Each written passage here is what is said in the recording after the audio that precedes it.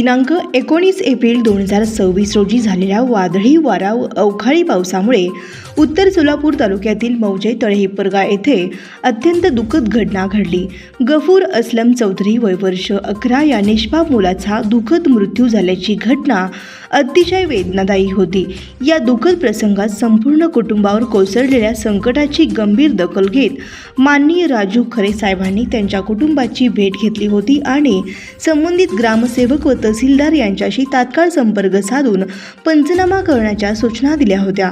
प्रशासनामार्फत बाधित कुटुंबाला त्वरित मदत मिळावी यासाठी सातत्याने पाठपुरावा करण्यात आला।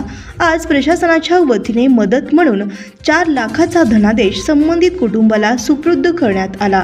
माननीय राजू खरे साहेबांच्या प्रयत्नांना यश आले आणि त्या कुटुंबियांना 4 लाखाची मदत झाली। यावेळी तहसीलदार साहेब व तसेच जिल्हा परिषद उपाध्यक्ष माननीय इंद्रजित पवार उपस्थित होते।